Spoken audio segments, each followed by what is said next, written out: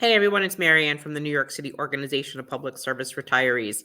I received an email today with a Facebook post from an unofficial UFT page, and it was also the same email that was sent out by Vinny Gaglione from the UFT Retired Teacher Chapter Health Committee. This was also a subject of conversation recently about this committee, that it was basically people that would just do what Unity wanted and didn't really let out all of the things that should have been brought out when a committee comes together to vet out facts and bring out information. Because you would think that a group of educators who would come together over trying to vet facts for a healthcare plan, especially a major change like what was being made here, would have vetted out all of the issues that we brought and raised in our litigation over the last 3 years. But that didn't happen because they weren't allowed to.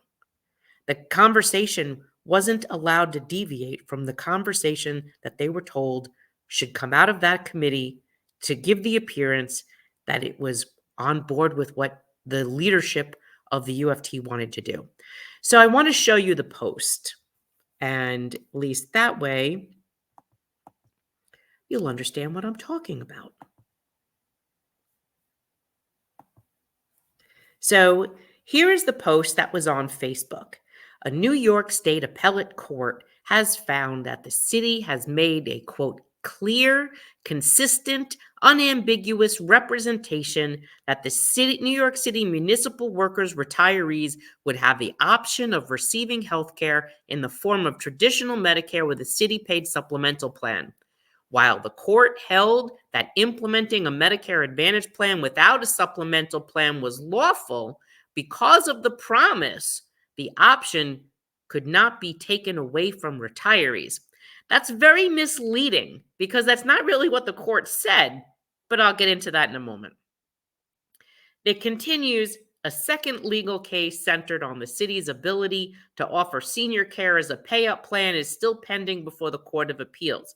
Yes, that is because this same court actually said that the city couldn't charge retirees. The mayor lost that in the same court that gave this decision the other day, and yet the mayor appealed that to the New York State Court of Appeals. You have 2 courts and 6 judges saying the same thing. I'm not quite sure what miracle is expected, but I mean, who knows? The last paragraph says the UFT and the Municipal Labor Committee are not parties to these cases. The MLC had filed amicus briefs supporting the plan.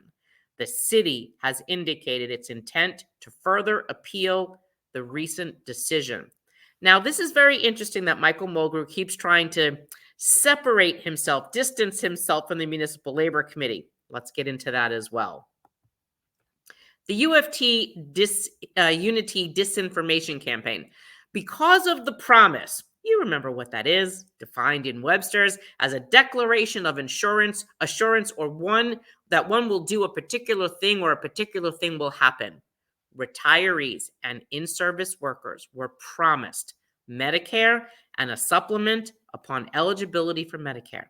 We relied on it to our detriment, and it is unlawful to deny retirees a Medicare supplemental plan. So that's what the court said. It wasn't that it was what the way you're trying to describe it, the Unity's trying to describe it in that post. That's not exactly what the court said. It's only lawful in that the court upheld that it didn't violate 12-126, but it violated other laws. And in the first case, this very same appeals court said it was unlawful to charge us. So Unity can twist this any which way that they want. They want to twist this. What they're really arguing, Unity, the UFT, your own people are arguing that it's okay that you be forced into a privatized Medicare Advantage plan, privatized federal public health benefit, and it's okay to charge you because that's what they're trying to defend.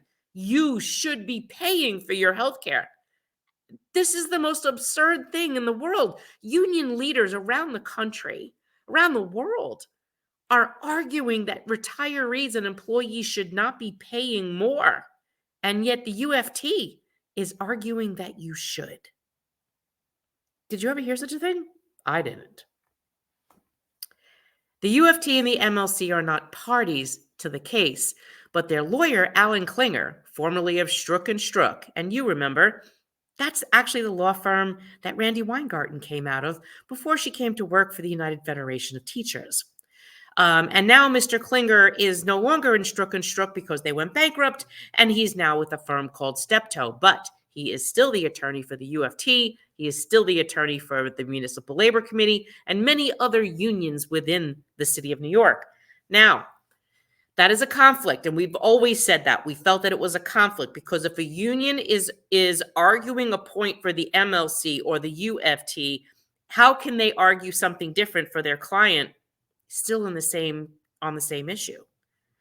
They can't, and they won't. And that becomes an issue for all of us. Mr. Klinger is the attorney for the MLC, and he's one of the attorneys used by the UFT.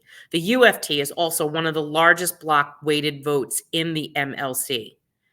And what we also can't forget is that it was Michael Mulgrew, who is the largest voting bloc in the MLC with DC 37, that controls the vote of the MLC, that we are also in this mess because in 2014, Michael Mulgrew had you all, UFT active in-service workers, ratify a contract with promises of healthcare givebacks to get your raises. And you did do that. James Eterno wrote about it. You didn't listen then. And we hope you are listening now. This is a problem for everybody. This slide says the UFT MLC lawyer, Alan Klinger. This is Alan Klinger. Now, if you remember this day in court in oral arguments, he was sitting right behind the city attorney, giving him notes and letting him argue the case for the city of New York, but feeding him information. He helped advocate against in-service teachers, retired teachers, in-service workers in the city of New York, and retirees. Because that's what his job is. He was paid millions of dollars to do this. So, unfortunately, Mr. Gaglione, you're wrong once again. Our organization is the New York City Organization of Public Service Retirees. We have had 9 consecutive wins. We have had 2 unanimous appellate court decisions. The mayor has appealed every loss. The MLC, of which the UFT is the largest voting bloc, supported every vote to force retirees off federal Medicare and into a privatized Medicare Advantage plan, stripping us of all choices. That means that you, as an in-service worker today, even you Unity people, have 11 choices of plans as an in-service worker. You would have had 14 as a retiree. Today, if we lost this case, you would have 2. HIP VIP, which is an HMO Medicare Advantage, or an Aetna Medicare Advantage, with no ability to stay in traditional Medicare. And if you haven't listened to everything that we've been saying or looked at our fact sheets on how Medicare Advantage will harm you, you're not paying attention.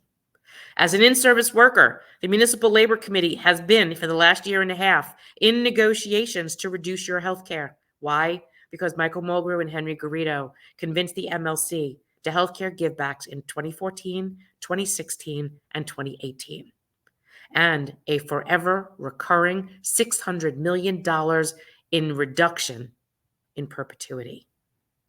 For your contracts, they also agreed to a 10% reduction in healthcare. Now you ask me, is it possible to get a better healthcare plan reducing the cost 10%? If you asked me that question, I'd say no. Maybe you should ask Michael Mulgrew that question, or your fellow Unity brothers and sisters,